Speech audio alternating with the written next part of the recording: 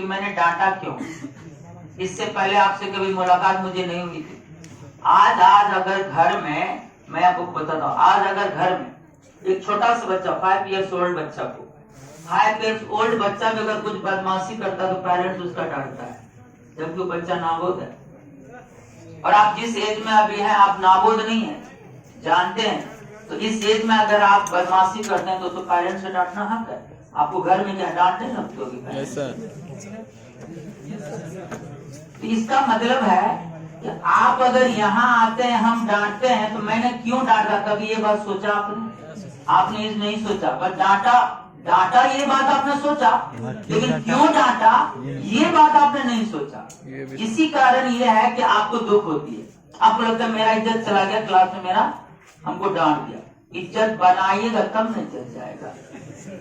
इज्जत बनाने के लिए तो डांट रहे हैं कि आपकी इज्जत बने एक दिन, इसलिए तो डांट खा रहे हैं। अगर इस एज में आप डांट नहीं खाएगा तो क्या सोचते हैं कि जब आप 90 साल का हो गया तब कोई डांटेगा? डांट इस एज में लगता है। स्ट्रगलिंग पीरियड ये है। आपको क्या लगता है कि मेरा पोता हमको डांटेगा जब बुढ़ाड़ी में? डांट लो, कौन एज में खाता है? यही एज है, यही एज है जिसमें आपको मार खाना, डांट खाना, पकना है, तपना है। मलार से देखो, अगर आप खुद बोलो एक सुराही बनती है तो मिट्टी की क्वालिटी पे डिपेंड करता है। उसको ढाला जाता है तब बनता है, मिट्टी को चूरा जाता है तब बनता है। आप सोचते नहीं हमको कोई चूरे नहीं, बस सिंपली आए, बस पढ़ा दे चले जाए। This is not fair, this is not fair. ये मेरा कैरेक्टरिस्टिक्स रहा है शुरू से। आप ये सोचिएगा कि बस आए डांट ना खाए, ऐसे टीचर किसी काम की ना, तो मैं ऐसा कभी बनना चाहता हूँ। आपकी गलती होगी तो मैं तुरंत स्ट्राइक करता हूँ, उसका कोई रीजन है। मैं वो टीचर कभी क्या मैंने डरा कि मैं डांट दूंगा तो भाग जाएगा, मेरे दिल में कभी ये नहीं। लेकिन मोस्ट ऑफ जब टीचर को देख लो, वो अगर सोचता है कि डांटने से पहले कि डांटे कि ना डांटे, लेकिन हम क्या सोचते हैं? हम जानते हैं अगर इसका गलती हुआ है तुरंत स्ट्राइक करो, क्योंकि first impression is the last impression. मैं पहला बार डांटूंगा, दूसरा बार संभल के काम करेगा। अगर मैं पहला बार छोड़ दूं तो दूसरा बार वो नहीं संभलेगा। इसलिए चाहे वो बहुत अच्छा स्टूडेंट है, कोई स्टूडेंट बहुत हर बार उसका सही होता है, लेकिन फिर भी उसका गलती होता है, अगर हम देख लेते हम उसको डांट देते हैं। कोई तर्क है इसके प्रति। लेकिन कुछ स्टूडेंट क्या होता है, डांट देता है यहाँ तक कि वो क्लास भी छोड़ देता है डर से। क्यों? कि गुड्डू सर ने डांटा। अरे मैंने डांटा तो आपकी गलती पर न डांटा, आपने गलती की तब न डांटा। मुझे क्या शौक है डांटने का? तुम आज के बाद हमको रोड पर मिलोगे, तुमको क्या लगता पकड़ के मारेंगे क्या? जब तक आप मेरे से लिंकेज हो तभी तक आप डांट खा रहे हो। जिस दिन मेरे से दूर हो गए तो हम आपको रोड पर बुला के केवल ये पूछेंगे कि कैसा हो, क्या कर रहे हो। डांटेंगे नहीं तुमको। हम डांटते हैं उसी को जो मेरे से लिंक है, और उसमें कोई निगेटिव लेता है और कोई पॉजिटिव भी लेता है।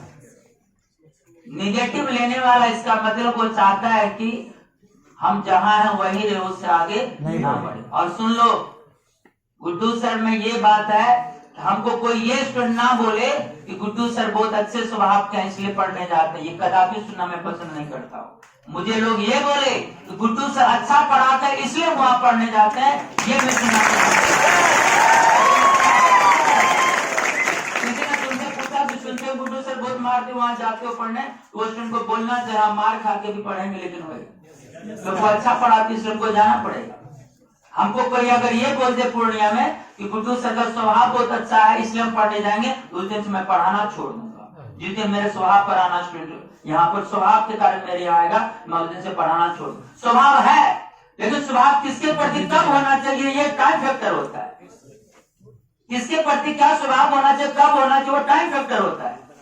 स्वभाव सबकी अच्छी होनी चाहिए, लेकिन कब होनी चाहिए, किसके साथ होनी चाहिए, ये मायने रखता है। जब बच्चा छोटा था तब माँ बाप जानता है, वही बच्चा जब बाप बन जाता है तो दोस्त की तरह उस पर अमल आता है। ये टाइम फैक्टर है। डांट लगती है किस एज में, जब उस समय बाप का स्वभाव अलग होता है।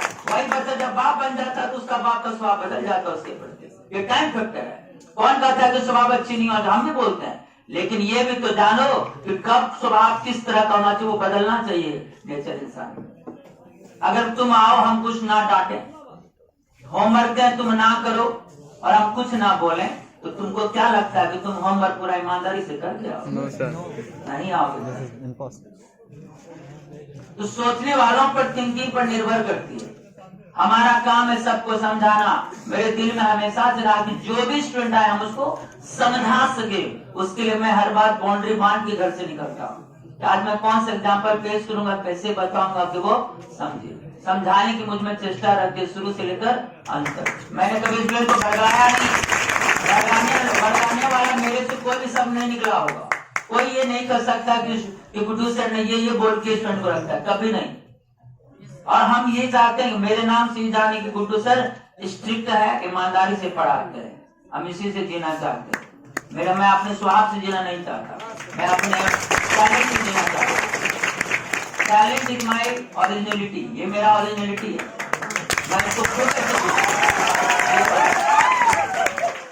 मेरा फिर भी अगर हम किसी को डांटे या गाली हुआ हो, इसके लिए एक्सट्रीमली सॉरी। अगर किसी को मेरी तरफ से हर्ट हुआ, इधर भी देखिए सर।